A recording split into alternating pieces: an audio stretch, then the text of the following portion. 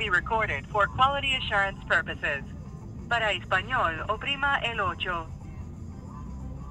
We see you are calling from a number in your profile.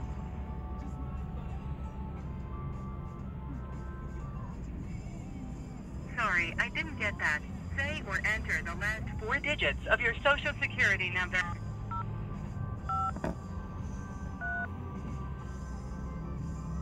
Thank you.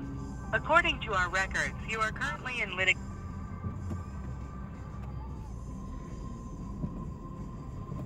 Please hold while you are transferred to the next available representative.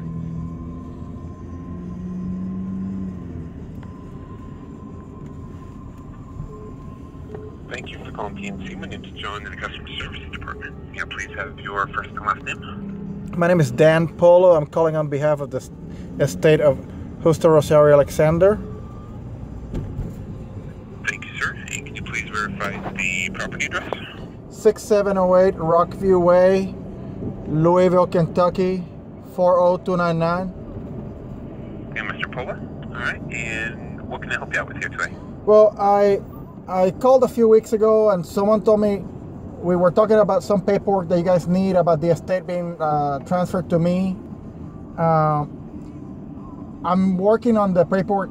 All the paperwork's in Puerto Rico. Basically, they told me that they needed a death certificate from my grandma, a death certificate from my mother, and my birth certificate. I've already requested that from Puerto Rico, but it's gonna take me a while. I just want to make sure that this house doesn't go into foreclosure.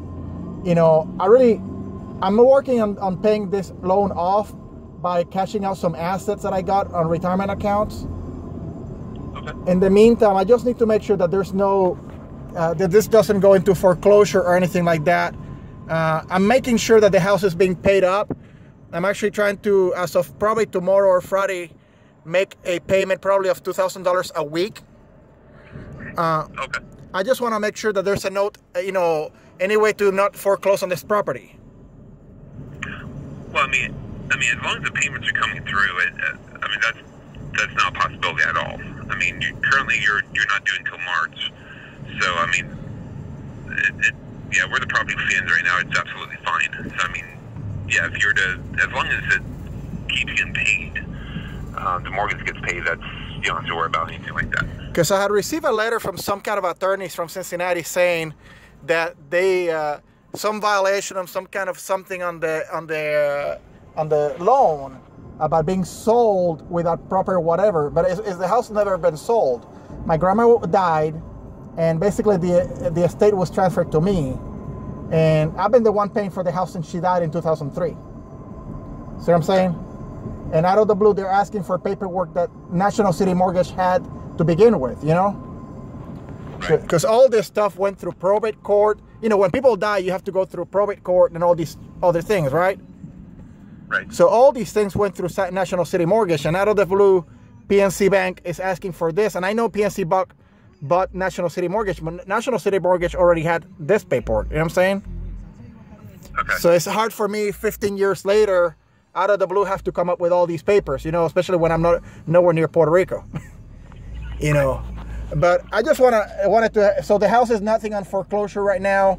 We're cool. And basically, so there's nothing that I have to worry about.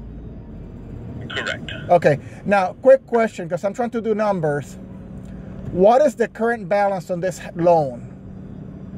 Current principal balance is $83,000. 83,000. 679. 836. Okay, because I paid like about $6,000 in the last few weeks.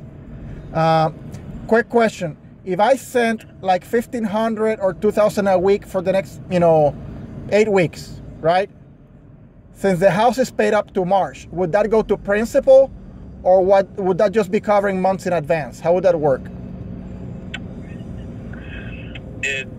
Honestly, it could go either way. I mean, I would suggest just go ahead and do it one time a month. I mean, if you want to pay over the extra amount, if you did I'm just throwing a number out there, if you did say $3,000, some point, within the first week or two of March, that would satisfy your March payment. The rest of that would go towards principal. Now, if you did increments of say $1,500 each week or every couple weeks, it probably would pay you up.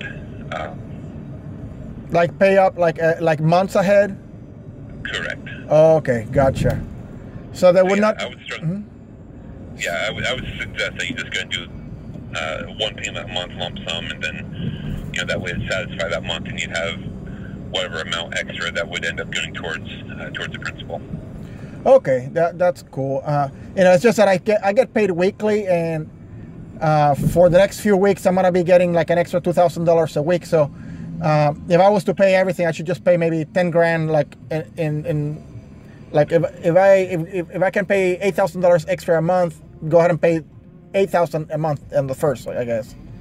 That might make it easier to kill the principal. Right. So again, it's 83679, you said? Yes, sir. Okay, 83679. Cool. And can I make a payment at the branches locally, or do I have to? Because I don't have access online. I used to pay through my bill pay service, but Yeah, absolutely. You can definitely do it through a branch. So if there's a PNC branch close by, you can just go into the bank branch and make a payment. Awesome. Well, thank you so much. Again, it's just that I got this letter saying that we're going to foreclose because improper transfer or whatever of the property. It kind of freaked me out. And I know you guys needed the death certificates, but again, it's really hard when all this is in Puerto Rico and I'm here.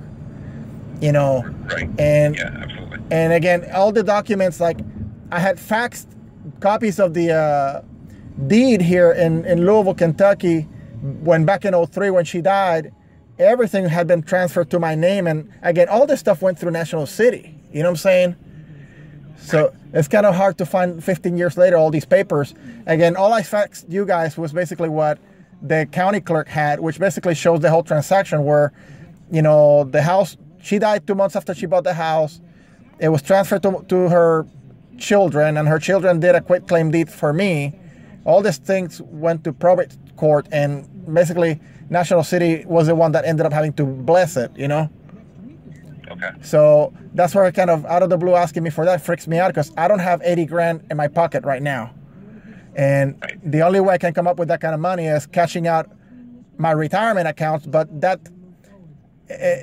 Fidelity Investments takes about 2 or 3 months to give you all. When you have that kind of money, they don't do it overnight. They told me it would be 2 or 3 months before they can actually send me a check. But if I don't have to worry about foreclosure, then that puts me a little bit at ease.